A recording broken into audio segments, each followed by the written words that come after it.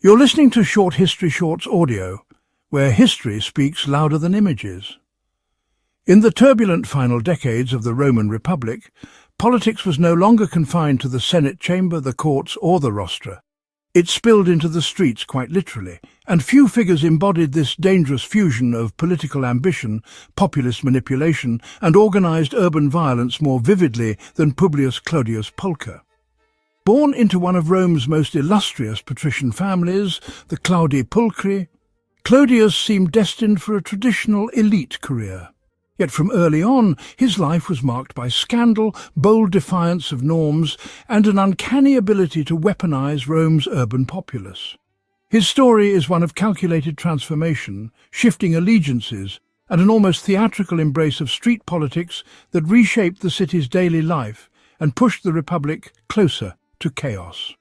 Clodius's political career was not built on senatorial debate alone, but on the paving stones of the Subura, where gangs of hired thugs and loyal supporters enforced his will, broke up opponents' meetings, and intimidated rivals in full view of the Roman public. To understand Clodius, one must first appreciate the volatile climate of late Republican Rome. By the mid-1st century BC, the Republic's delicate balance between elite consensus and popular input was breaking down. The urban plebs, especially the disenfranchised and underemployed masses of the city, had become a potent force. Grain subsidies, public entertainments and patronage networks were tools for gaining influence, but so too were more violent measures: intimidation, disruption of political assemblies, and outright brawls in the forum. The Senate's authority was waning. Factions within the elite were more willing to use extraordinary means to secure power, and the city's streets were a contested battleground as much as any provincial campaign. Clodius's rise to prominence began in scandal, and it was scandal that also shaped his populist persona. In 62 BC, he was accused of sacrilege after allegedly infiltrating the sacred rites of the Bonadea festival, a women-only religious ceremony held in the house of Julius Caesar, then Pontifex Maximus. Disguised, so the story went, Clodius sought either an affair with Caesar's wife Pompeia or to score some political stunt. The incident outraged Roman sensibilities and led to his trial, where Cicero's testimony against him played a role in securing public outrage, though Clodius was ultimately acquitted after apparent jury tampering. The trial gave him both notoriety and a lasting grudge against Cicero, one that would later define much of his political agenda. His next great maneuver was one of personal reinvention.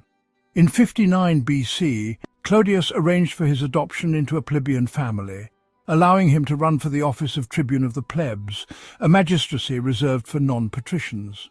This was an unprecedented step for someone of his background, and it showed his willingness to abandon aristocratic dignity in favour of political advantage. As tribune, in 58 BC, Clodius unleashed a whirlwind of legislation aimed at cementing his popularity among the plebs and punishing his enemies. He passed laws providing free grain to citizens, legalizing certain collegia, street associations and guilds that could function as political clubs, and restricting the use of omens to block public business. But perhaps his most personal measure was a law targeting Cicero directly. It made it illegal to execute Roman citizens without trial, a thinly veiled reference to Cicero's role in the summary execution of the Catilinarian conspirators in 63 BC. This forced Cicero into exile, a humiliating blow to the orator's pride and a testament to Clodius's skill in turning legal measures into political weapons. Yet Clodius's political machine was not powered by legislation alone. It relied on raw muscle. The collegia, newly re-legitimized, served as the core of his street gangs, which he used to dominate public spaces, break up his opponents' rallies, and even threaten magistrates. These gangs were not ragtag mobs, but organized, loyal, and capable of matching or overwhelming rival factions' forces. Among Clodius's most notable adversaries in this arena was Titus Annius Milo, a staunch supporter of Cicero and the Optimates faction.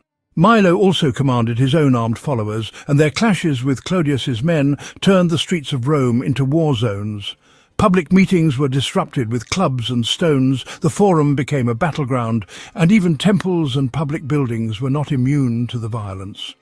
This transformation of political conflict into physical confrontation eroded the Republic's norms of debate and compromise. The Senate found itself unable or unwilling to restrain Clodius effectively. Part of his resilience came from his complex alliances. At times, he enjoyed the tacit support of powerful figures like Julius Caesar, who saw him as a useful counterbalance to the conservative optimates. At other times, he operated independently, pursuing his own vendettas with equal vigor against both populares and optimates alike. His ability to pivot between factions, playing them against each other while holding the streets, made him a uniquely dangerous player. The climax of Clodius's career and his life came in 52 BC. That January, while travelling on the Appian Way near Bovillae, Clodius encountered Milo.